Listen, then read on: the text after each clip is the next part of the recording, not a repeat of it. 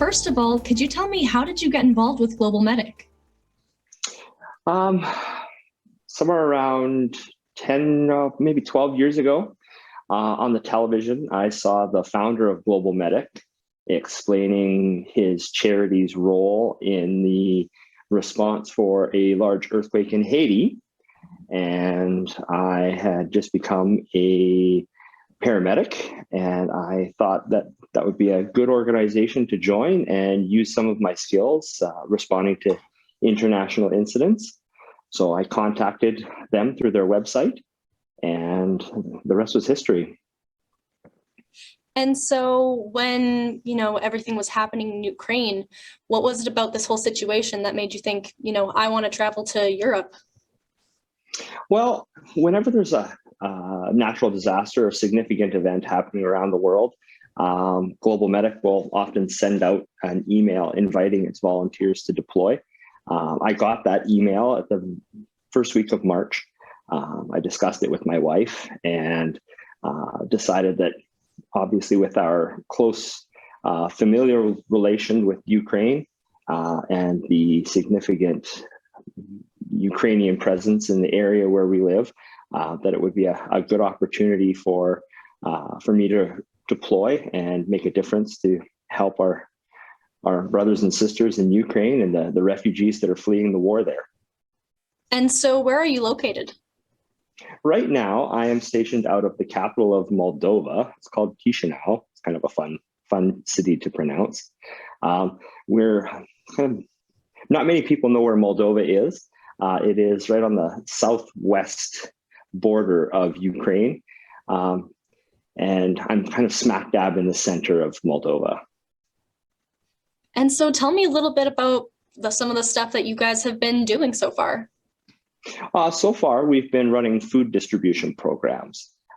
We've been providing hot food in places like the trains that have been moving refugees from Ukraine into Moldova, as well as through Moldova into Romania.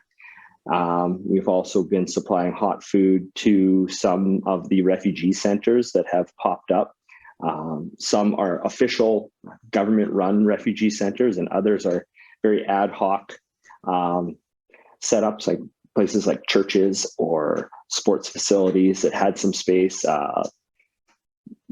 Before the war broke out in Ukraine, Moldova had a very high vacancy rate in its like hotels as well as just normal apartments. So a lot of the refugees have moved into just vacant apartments, and these hotels that were closed due to lack of business have reopened their doors, and now they're hosting refugees. So we're providing hot food to those locations, as well as we've begun to register refugee families and provide them with food hampers or meal kits that on a weekly basis that they're able to cook and prepare at the locations where they're staying. And as of this morning, we had over 1,700 refugee families registered through that program, and we're distributing over 750 of those meal kits every week. Well, that's awesome. And I mean, for you, tons of people, we try to give money and we try to show our support, but I mean, you're directly seeing the impact that you're making. What has that been like for you? The one thing within me, it's difficult for me to look at people in a situation and not think of what it would be like for me to be in that situation or for my family to be in that situation. So to see the women and children, it's almost exclusively women and children that we're helping. The vast majority of the men have been required to stay and fight or potentially fight. So to see these women and children, I immediately, unfortunately, imagine that could be my wife and my children.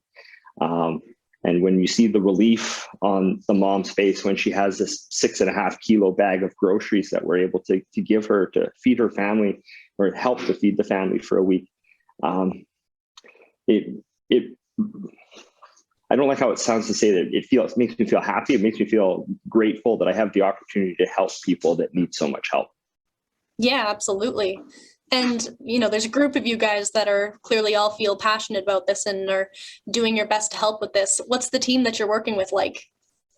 Right now, we're a two-person team. There's myself, my partner. His name is Garth. He's based out of Toronto. He's a retired lawyer. Global Medic volunteers aren't just first responders. People can volunteer from all walks of life. And my partner, he's the team leader. He's been on 10 of these international deployments. This is only my second one. So Oh, wow. he's teaching me a lot as we go.